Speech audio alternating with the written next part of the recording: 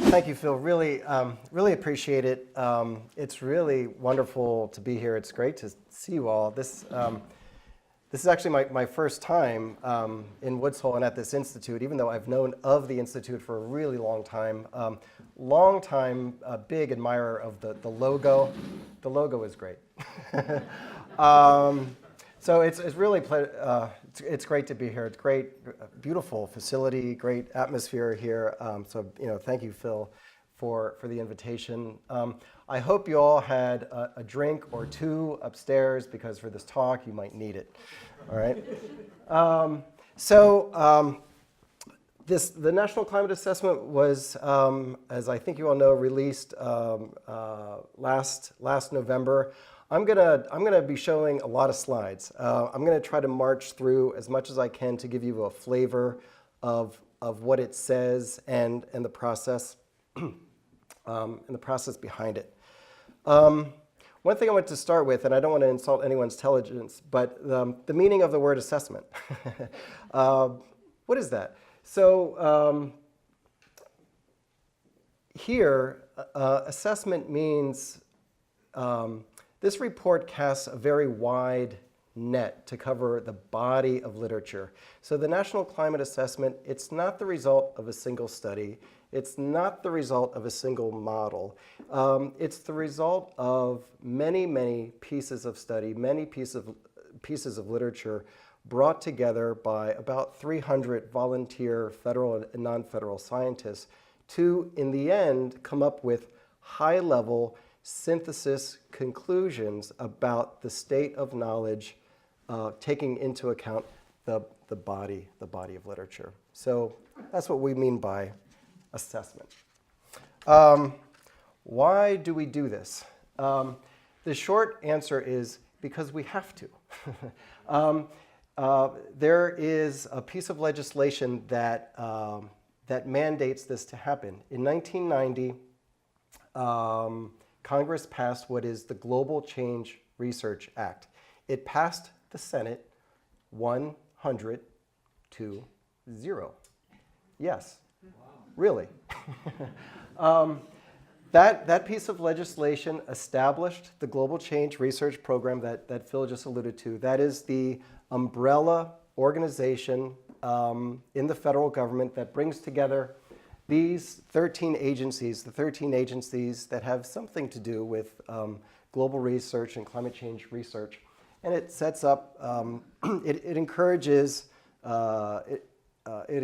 collaboration on this issue. This issue is so large that no single agency has a monopoly on the data, the expertise that is needed on this issue. It's so big, it's so cross-cutting. So you really do need an interagency umbrella organization. And that piece of legislation likewise mandates that every 4 years a national climate assessment be produced. Now, there hasn't been one every 4 years since 1990. After 1990, I think it took a while to get things going. But now we are trying to stick with the quadrennial mandate. The last one was released in 2014, and right on time, before the end of 2018, we released the fourth National Climate Assessment. The legislation specifically asks that there be an analysis on certain sectors, such as agriculture, energy production, land and water resources, transportation, et cetera. So it asks for certain things. It also mandates that it be very forward-looking, that we look out over 25 to 100 years. So it doesn't dictate everything we do in the National Climate Assessment. You have to do certain core things. But then, as you'll see, we have discretion to, outside of those core sectors, look at other things. And what we did with our discretion in this most recent National Climate Assessment is go deeper into the regional aspects of this issue. So not just to go sector by sector, but also to go region by region in the US. And I think that in my mind, that's one of the bigger advancements in this round, the National Climate Assessment.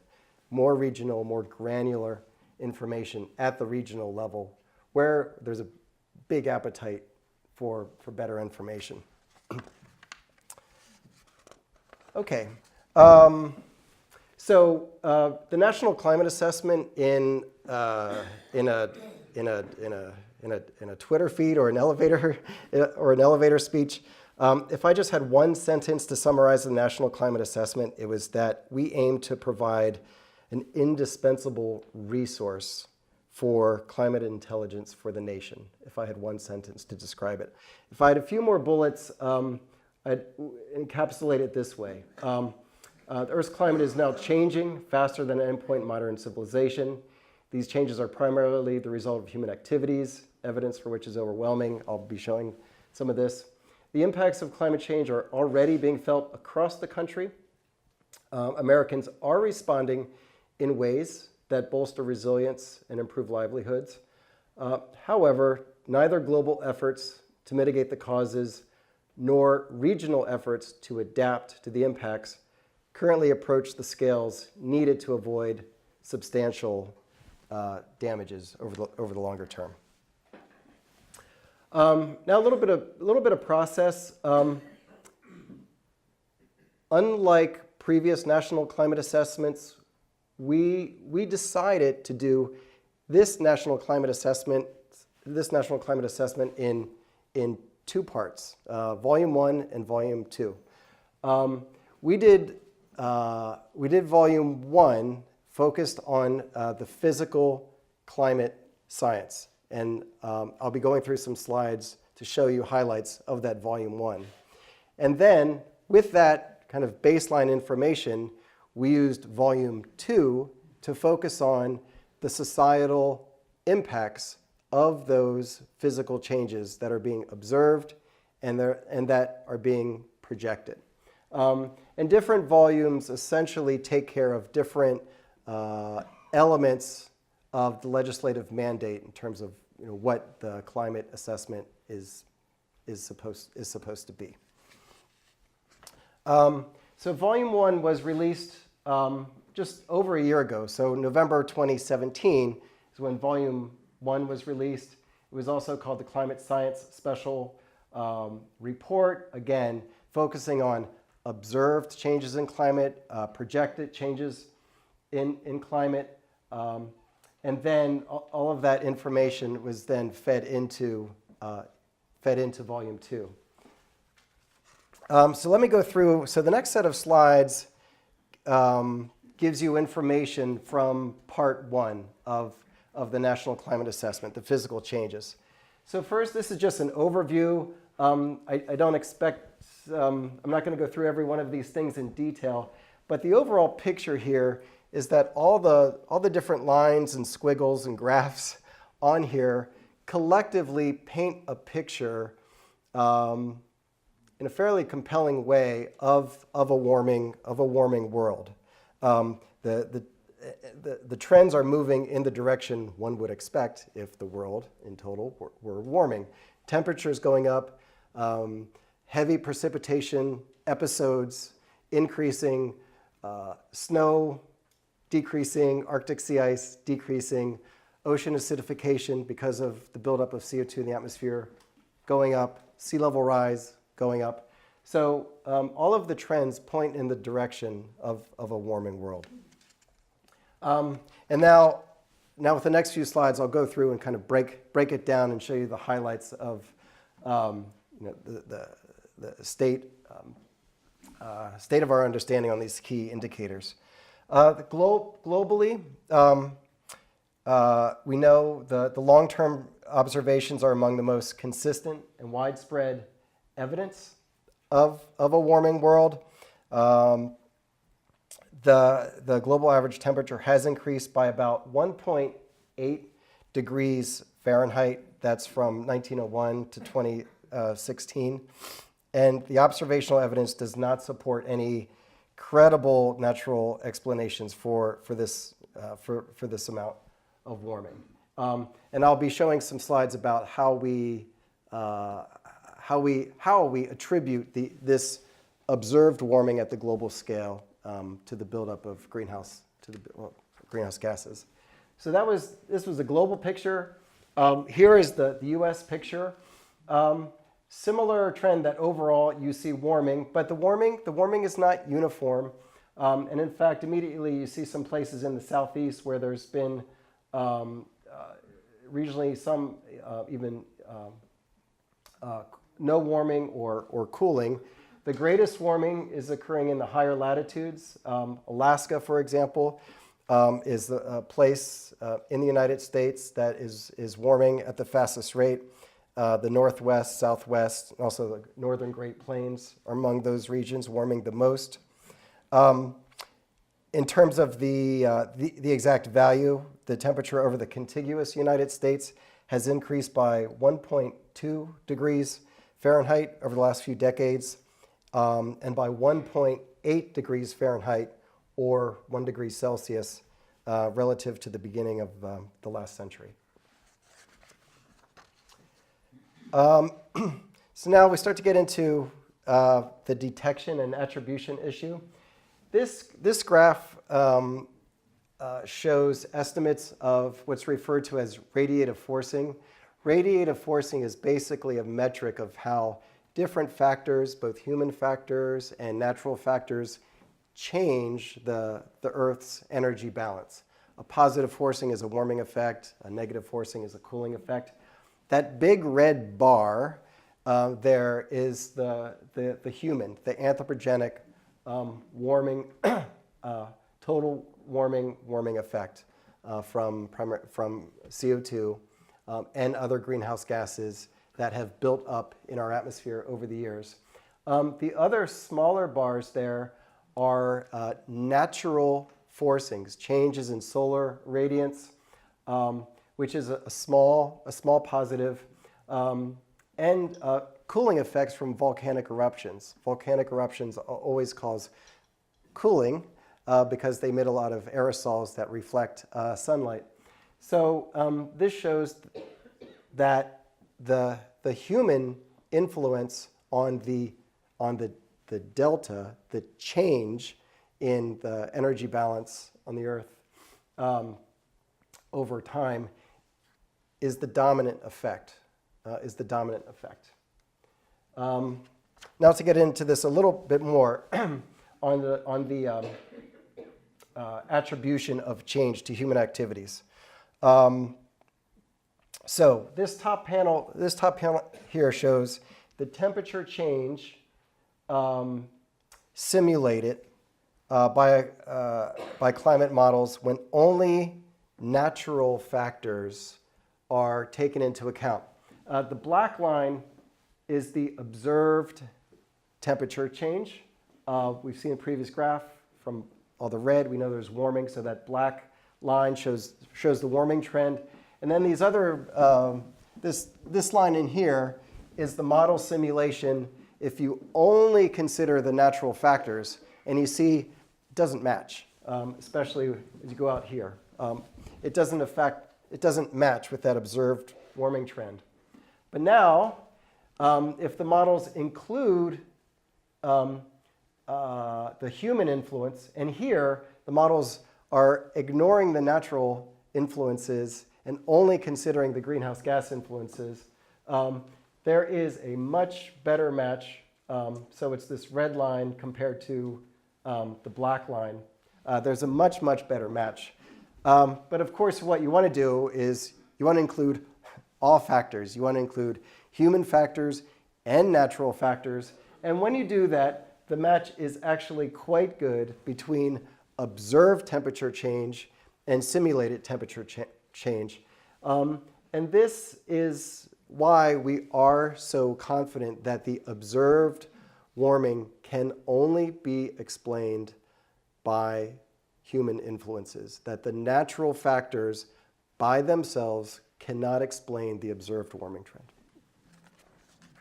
Okay. That was all observations. Now we're going to talk about future projections.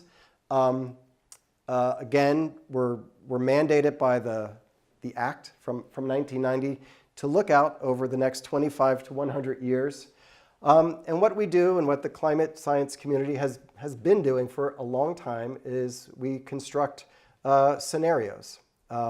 Scenarios that consider different ways in which the world would evolve and how those different economic, demographic pathways between now and out over the future would result in different emission trajectories. And we made a very conscious decision early on in the process to use what have been very commonly used scenarios in the climate research world, affectionately called the RCPs,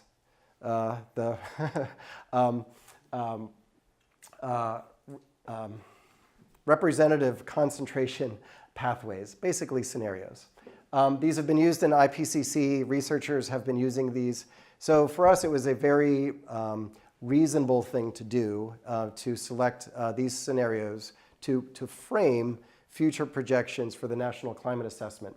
And what we did specifically is we chose two, this high one and this one here, RCP 8.5 and 4.5, to talk about a future world in which greenhouse gas emissions could be very, very high, or a future world in which greenhouse gas emissions may not be so high. There's even this really, really low scenario that we did consider in some cases where the assumption is that global greenhouse gas emissions have essentially already peaked and are coming way, way down.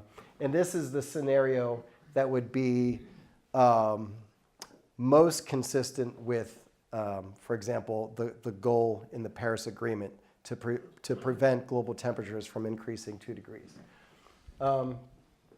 So this shows the emissions. This shows the temperature implications of using those different scenarios. Okay, so these are future projections. Again, coming from volume 1 of the National Climate, then used in volume 2. The top part shows future projections by the middle of the century. This is considering the lower scenario. This is considering the higher scenario. You see similar patterns, but here the magnitude is different. You see that in the higher latitudes in Alaska, that's where you have the most warming. But under the higher emission scenario, you have a similar pattern, but you just have more warming. And then this is late in the 21st century, and here you see under this high emission scenarios, you see very large magnitudes of warming, up 7-8 degrees Fahrenheit there. And then here's the picture for precipitation. Now, generally speaking, we have more confidence in future temperature projections than we do with future precipitation projections. Precipitation, how precipitation is going to change in the future is still very tricky. It's much more uncertain compared to the temperature projections, especially when you get to lower scales. But we see general patterns where we do expect greater rates of precipitation in the higher latitudes. And actually, the patterns that we see in the future projections are consistent with what's being observed now. We're seeing more precipitation here in the Northeast. We're seeing more precipitation at higher latitudes. And we're seeing drying in the Southwest. So the future projections are essentially amplifying what we're seeing currently. So these maps show how different temperature thresholds may change. What I was just showing you were kind of annual averages, but this gets into more. I feel like some of these metrics get more tangible for folks. So there are large projected changes in the number of days exceeding key temperature thresholds. So in the left, we're showing projected change in the number of days that would exceed 90 degrees Fahrenheit. And here, there are about 20 to 30 more days per year with a maximum temperature of over 90 degrees in most areas by mid-century under the high scenario, with increases by as much as 40 to 50 days per year in much of the southeast. And then here, the blue map is showing how cold days would change. And in this case, there are projections that there would be 20 to 30 fewer days with a minimum temperature below freezing in the northern and eastern parts of the nation, with decreases of more than 40 to 50 days in much of the West. Sea level rise. I think this is an area where, compared to previous assessments, we've made really good advancements. So here, instead of just talking about global sea level rise, we're showing how sea level rise would change by region for different areas of the entire U.S. coastline. And these two maps show future projected sea level rise along the U.S. coastline under, on the left, the lower scenario, and in the right, the higher scenario. In both cases by 2100.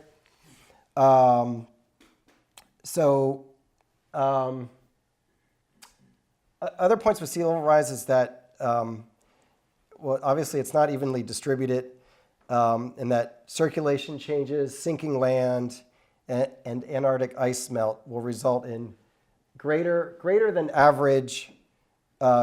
global average sea level rise for the Northeast and the Gulf Coast under even the lower scenario, but greater than global average sea level rise in just about all places along the U.S. coastline, even for the higher scenario. Arctic sea ice, this is becoming kind of an iconic example of the changes that are underway. We are observing, I just realized I should have put this in the observation part of the talk. But we are seeing diminished Arctic sea ice, not only in extent, but in volume. And in fact, over time, the Arctic used to be dominated by older multi-year ice. Now, increasingly, much or most of the Arctic sea ice is younger, kind of 1-year-old ice, which is in turn more vulnerable to melt. That's what that top panel shows. And this declining trend is showing the downward trend in September Arctic sea ice extent. September is the time of year when the Arctic sea ice is at its lowest extent. And you see a clear declining trend there. Next time I give this talk, I'll move this. Tropical cyclones.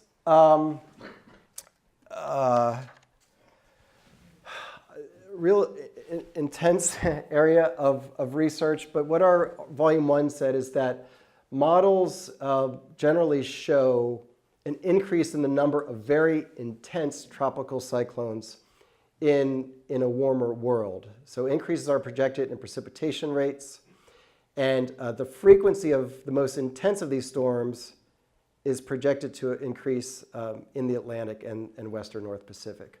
So the evidence is suggesting that among the strongest storms, that's where we expect to see an increase, is among the Category 4, the Category 5 storms. Okay, now switching to volume 2 of, now this is where we get into the societal, the environmental impacts and implications of all the things we just talked about. So now, what are the implications for the environment, for society, of all these things we just talked about? Changing temperatures, changing sea level rise, changing Arctic conditions. This volume 2 made a big splash in November of just this previous year, just this past November. One point I didn't make. These assessments, even consistent with the Act, these are not policy documents. So what you will not find in these documents are policy recommendations. Well, so what should we do about greenhouse gas emissions, or what should the country do for adaptation? By design, we don't have any of those recommendations in this document. It's not a policy prescriptive document, but we try to be as policy relevant as possible. So you won't find any recommendations about reducing greenhouse gas emissions, but we do have in this report examples of what is happening. We show case studies about cities and states who are undertaking adaptation options.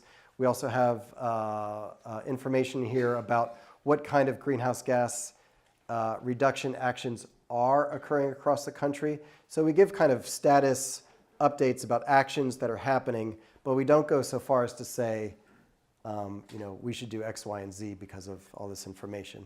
We consider that kind of a separate report, a separate undertaking. All right. This is, a little bit about the process. Again, don't worry about the details here. Like Volume 1, Volume 2 also went through a lengthy review process. Very early on in the process, we solicited public input to put out a prospectus to get public comment. From the get-go, we wanted to identify key areas that we wanted to add or enhance compared to the last National Climate Assessment, NCA 3. For example, we wanted more regional information. We wanted to do a better job on economic valuation. We wanted to address some topics that weren't explicitly called out last time, international aspects, and in some cases we added some new chapters. So the process spanned two administrations. In the end, it went through public review. And like Volume 1, we also went through a National Academies review. Basically, for all of these big reports under this umbrella, U.S. Global Change Research Program, we put all of our big reports through National Academies review, just because these documents are so influential. It warrants the most rigorous peer review process that is available to us. And of course, multiple rounds of federal interagency review. And we collect and document every comment and all responses to those comments. And those can be found online. So, in the spirit of full transparency, you can go online and you can see, how we responded to a public comment, how we responded to the Academy's comments. Here's the table of contents for Volume 2. It's about a 30-chapter report, which is why I'm throwing so many slides at you, because there's a lot here. So here, we talked about the sectors that the Global Change Research Act requires us to have. We have all of those, but we threw in some others. This time around, compared to previous assessments, we have a new separate chapter on air quality. I'm going to show results from those because I think they're very impactful. They're very, I think, important. a new chapter on international interests, sector interactions, and then we broke up the regions a little differently to have more granularity in the regions. Risk framing, we start out this process thinking about what kind of guidance should we be giving to all of our authors across both the sectoral chapters and the regional chapters.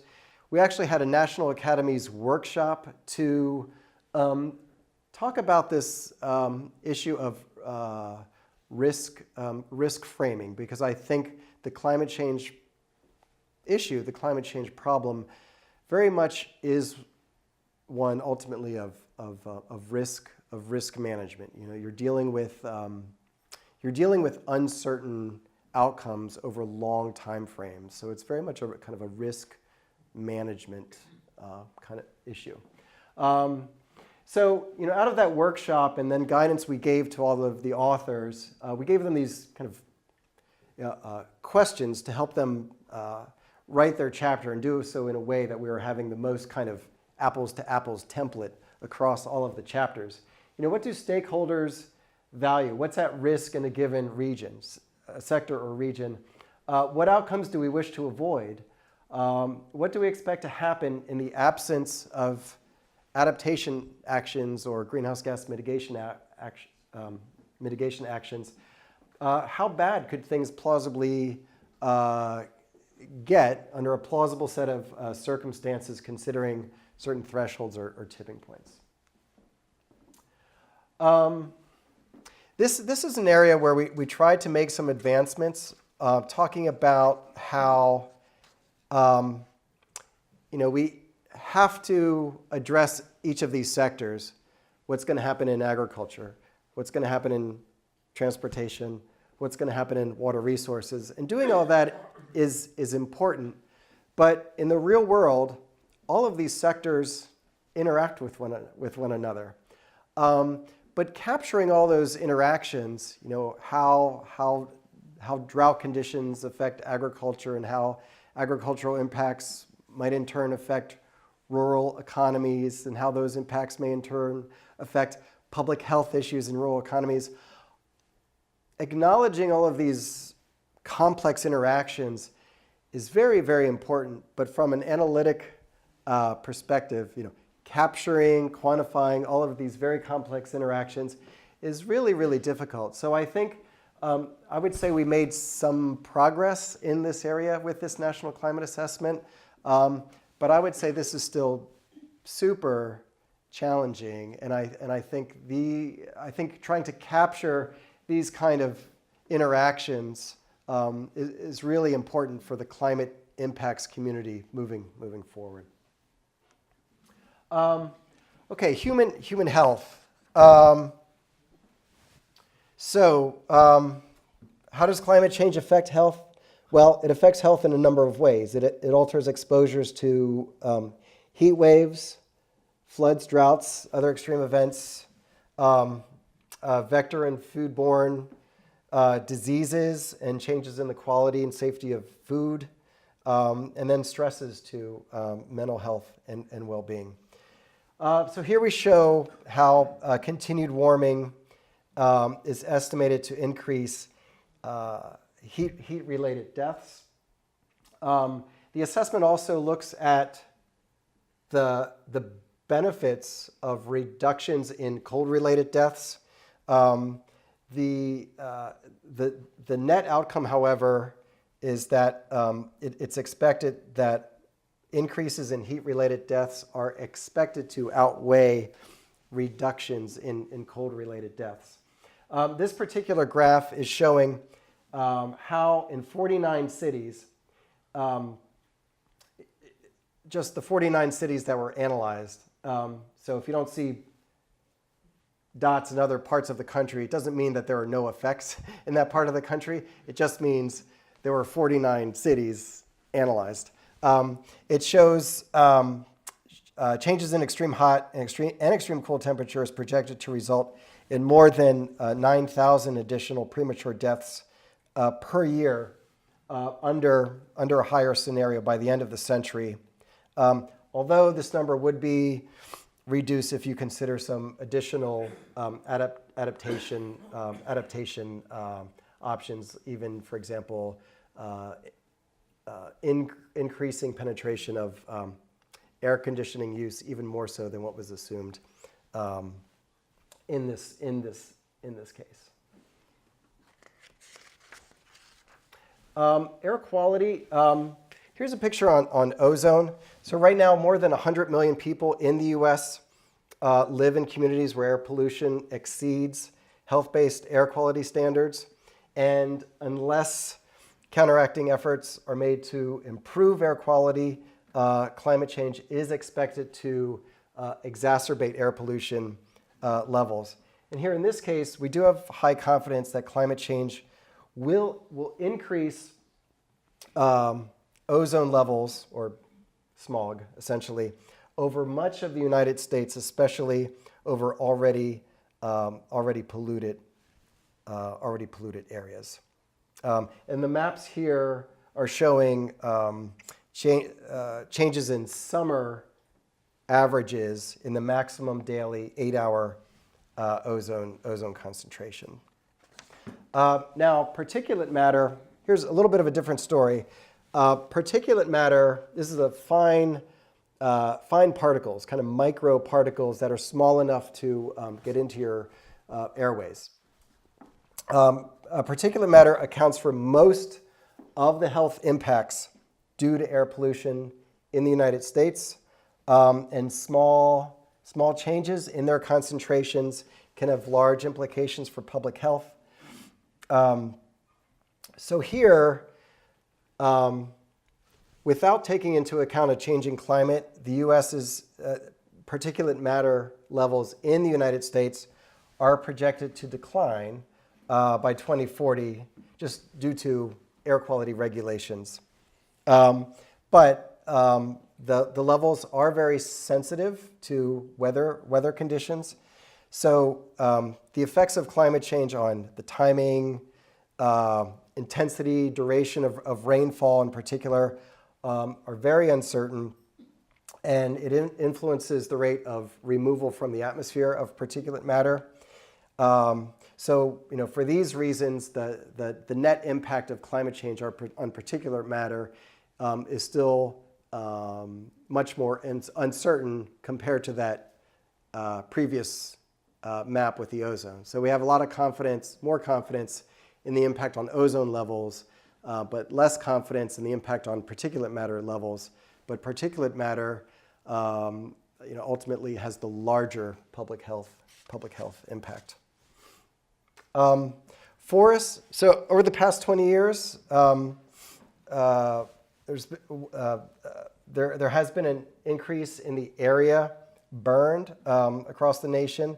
And in some cases, they've been difficult to suppress.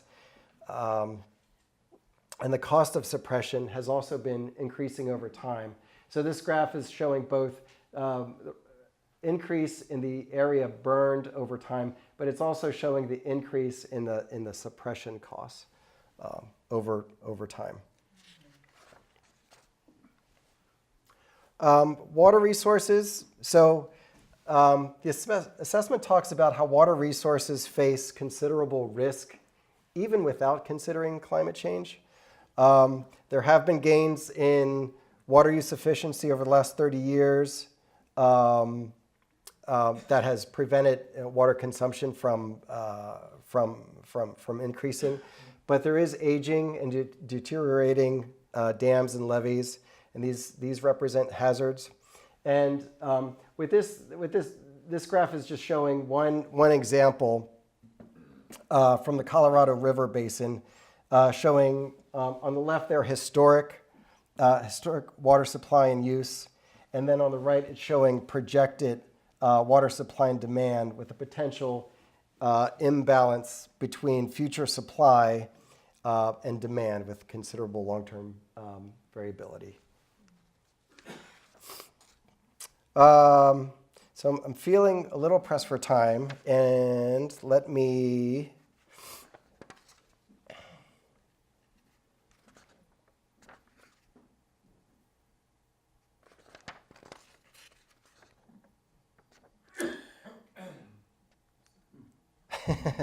Oh, that's interesting.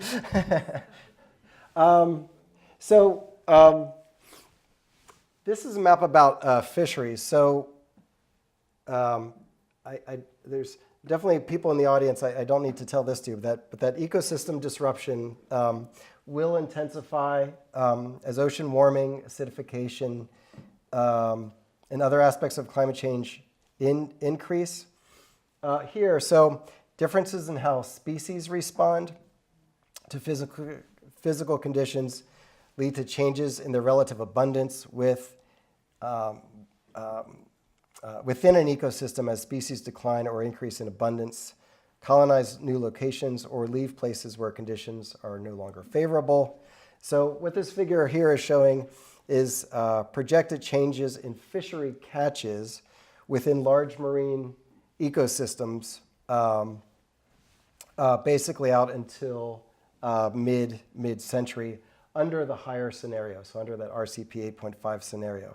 And it's showing that essentially all US large marine ecosystems, with the exception of the Alaskan Arctic, are expected to see declining fishery catches. So in the Alaska, the blue is showing a potential increase, but decreases everywhere as warmer waters are projected to shift species northward.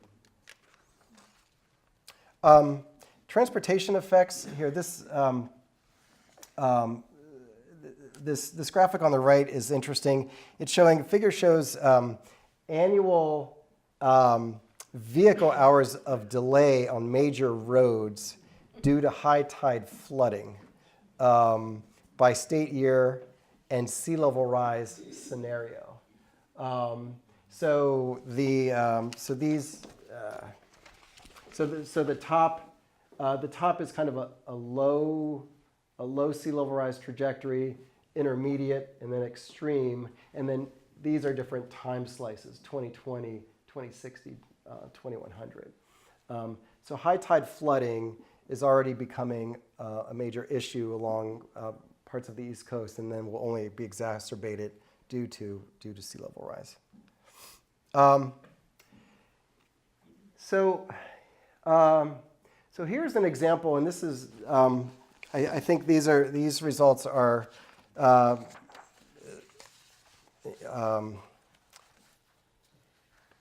maybe some of the more interesting advancements compared to previous assessments. Here's an example of where we've been talking about what's happening in this sector and this one. This is an example of multi-sector analyses, how under scenarios multiple sectors are impacted, but not just in physical terms. In this case, the impacts in these different sectors are monetized. So here we have dollar figures associated with projected impacts in different sectors for the United States. And according to this analysis that's in one of the chapters, first of all, it's showing that some of the biggest impacts in terms of these monetized damages, I'll just talk about these three big ones right here, the three big bubbles, are the biggest one there is outdoor labor, impacts to outdoor labor, where in some cases it gets so warm and hot in summertime that outdoor construction workers, roofers, farm laborers, you just can't work. You just can't work. And so estimated large economic impacts. This large circle is monetized through value of statistical life, the monetized damages of increased mortality due to heat, so related to that previous map I showed. And then this large bubble here is on coastal property loss or damage due to sea level rise. And then this column here is showing annual damages under that high scenario. And then this scenario is showing the percent of those damages that would be avoided if you went from that high scenario to that low scenario. And that's what the different colors are in these circles. So the whole size of the circle is the total damage under that high scenario. And then this fraction of the circle is how much of that damage would be avoided if you went to that lower scenario. So it essentially shows the potential benefits in terms of avoided damage if you strive for a lower emission scenario. So benefits in terms of avoided damages. I talked about how the assessment essentially takes a snapshot of different greenhouse gas mitigation activities happening across the country. The United States is a very heterogeneous place, not only in terms of the physical environment and demographics, but also our governance structure. Cities and states have quite a bit of autonomy to carry out different kinds of adaptation and greenhouse gas mitigation actions. And the assessment contains this kind of snapshot about what different states are doing and what different cities are doing on greenhouse gas mitigation activities. I'm not going to go into the details of the graphic, but there's actually a lot of information in there. And one thing I didn't mention, and it's particularly useful for this graphic, is that the online website for this entire report, I have to say, is quite good. So there was a whole team of people that were devoted to making this information as user-friendly and as accessible and searchable as possible. So if you go online, if you're interested in the Northeast, very easy to find. Graphics like this, you get kind of pullouts. You can get particular information that's behind the graphic. One thing I should have mentioned up front, but this is a case where going to this graphic online will give you a lot more granular information than I can provide you quickly here. The regional component, the regional chapters in NCA are a lot longer than the sectoral chapters. We made a very conscious decision to make these regional chapters really the main focus of the report. We had stakeholder engagement workshops across the country because I think for this regional information, you really do want to hear from people who live in these regions to hear what issues they're most concerned about, so you can reflect those in the different regions. These are the different National Climate Assessment regions. So the report contains a pretty rich story for every region. Before ending with some stuff on the Northeast, I thought I'd highlight what's in the report on Alaska, because the observed changes and the projected changes in Alaska can be pretty extraordinary. I mentioned before that the high latitudes are warming the most. This is showing observed changes and projected changes. Some factoids. So starting in the 1990s, high temperature records in Alaska occurred 3 times as often as record lows. And in 2015, high temperature records were occurring 9 times as frequently as low temperature records. If the Earth were not warming, you would expect record highs generally to equal record lows, but the record highs have been outpacing the record lows. You still have record lows, but less. And then this bottom shows projected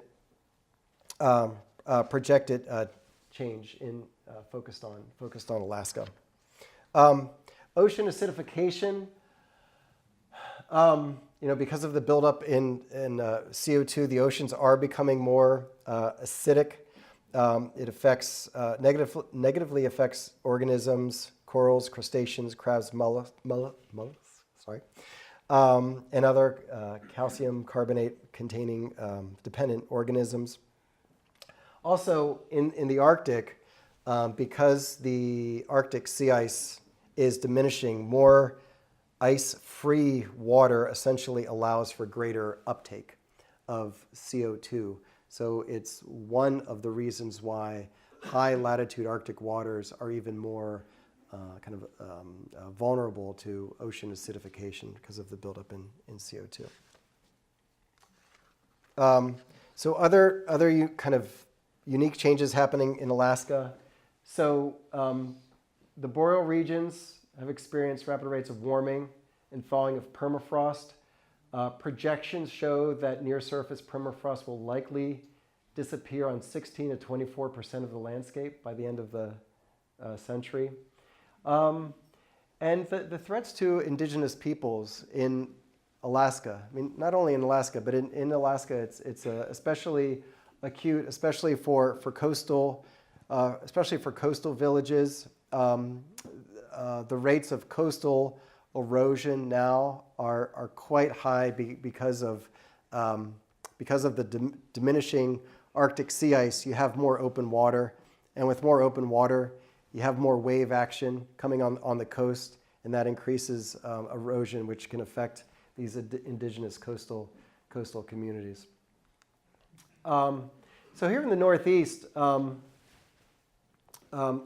made a note to myself to mention for you all that I think she lives just down the street here, but Ellen McRae is a NOAA colleague who took part in this chapter, and she couldn't be here tonight. But if folks are interested in following up with someone who worked on this, especially for the Northeast chapter, I would refer you to Ellen McRae, NOAA, who could be a great resource for you all. So just some highlights from the Northeast chapter. One is, the seasonality. So the seasonality of the Northeast, don't have to tell you all. And I grew up here, so I'm with you all. So I grew up in Pennsylvania. So I'm part of this Northeast team. The seasonality of the Northeast is central to the region's sense of place and is an important driver of rural economies. Less distinct seasons with milder winter and earlier spring conditions are already altering ecosystems and environments. Coastal habitats, Northeast coast and ocean support commerce, tourism, recreation that important regions' way of life. Warmer ocean temperatures, sea level rise, and ocean acidification threaten these services. I'm giving you the high-level messages from the Northeast chapter, basically verbatim. Risks to urban infrastructure. The Northeast urban centers and their interconnections are regional and national hubs for cultural and economic activity. Major negative impacts on critical infrastructure, urban economies, and nationally significant historic sites are already occurring and will become more common with the changing climate. This is a picture, by the way, of a storm drain that was installed after Hurricane Sandy to allow for floodwaters to recede more quickly.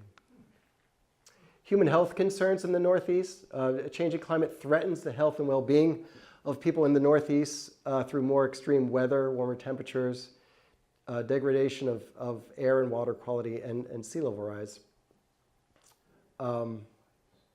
So the health impacts are expected to vary by location, of course, age, current health, and other characteristics of individuals and communities.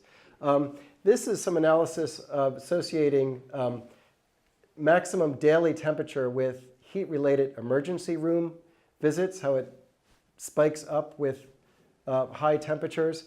And this is an analysis of, under different scenarios, projected number of future heat-related emergency room visits. So just wanted to let you know that, this kind of very specific analyses are being done now for specific regions. Wrapping up, getting close to wrapping up.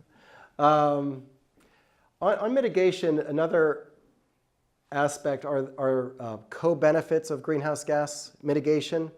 The sources that emit carbon dioxide and other greenhouse gases also, by and large, are the same sources that emit the more traditional pollutants that cause air quality problems. So controlling these common emission sources would both mitigate climate change over the longer term, but have more essentially instantaneous, immediate benefits for air quality and human health. Methane, because methane is both a greenhouse gas and an ozone precursor, reductions of methane emissions have the potential to simultaneously mitigate climate change and improve air quality. So I'm sure folks have been kind of hearing of a methane story, but mitigating methane really is a win-win for climate and air quality. There's a lot in the assessment throughout all of the regional chapters on adaptation activities that are occurring. I just wanted to talk about this kind of high-level point that so when the authors looked at activities across the board, they stated that communities are currently focused more on capacity building and making buildings and assets less sensitive to climate impacts, but that communities have been less focused on reducing exposure through actions such as land use change and retreat. And furthermore, many communities' adaptation actions arise and are funded in the context of recovery after an event rather than proactively with these kind of forward-looking scenarios in mind. So I thought I'd one point to end on is how is this information being used? It's hard when you do a big report like this. It's hard to measure its use and its uptake in society. But this anecdote is really interesting. That this is a picture of the mayor from Honolulu, and standing there are a couple authors of the Hawaiian chapter of the National Climate Assessment. And it turned out that 3 days after the release of this assessment, the mayor of Honolulu held a press conference with some of these authors to talk about climate impacts on their home and about the decisions that they're facing about sea level rise, decisions on possible coastal retreat in some cases, or coastal hardening in other crucial areas. So here's just a very kind of specific anecdote about how this information is being taken up and taken seriously by decision makers in different parts of the country. I could have a lot of parting thoughts on lessons learned and where to go next, but I'll end with these. One is that I do think I think it's a very good thing that we have the Global Change Research Act. Now these are my words. These words are not coming from the National Climate Assessment. I do think the nation should have an authoritative, comprehensive resource on climate science and future projections and sectoral and regional risks. And I do think the National Climate Assessment fulfills this function. But increasingly, climate science needs to deliver on and address decision maker needs. Society is faced with decisions all the time that are climate relevant over different timescales. And I think the climate science community needs to engage even more with decision makers in the private sector, government sector, understand what decisions they're facing, understand what climate relevant decisions they are making, and include those folks at the beginning of the process, not at the end. Don't do this report and at the end say, oh, by the way, was this useful? No. I think increasingly we need to include those stakeholders at the very, very beginning of the process. Identify their needs, identify their questions, and then build the assessment, build the analysis around those questions. So that it's not let a thousand flowers kind of bloom assessment, but increasingly I think we need to aim for more tailored, more targeted science products, science assessments that address fairly specific decision points across different elements of society. And then the national climate assessments, as comprehensive as they are, and this is related to the point I just made, as comprehensive as they are, will never be all things to all people. People want to ask, well, what about my city block? Okay. After all, this is a national climate assessment. We are trying to drill down and get more and more granular information, and that's really, really important.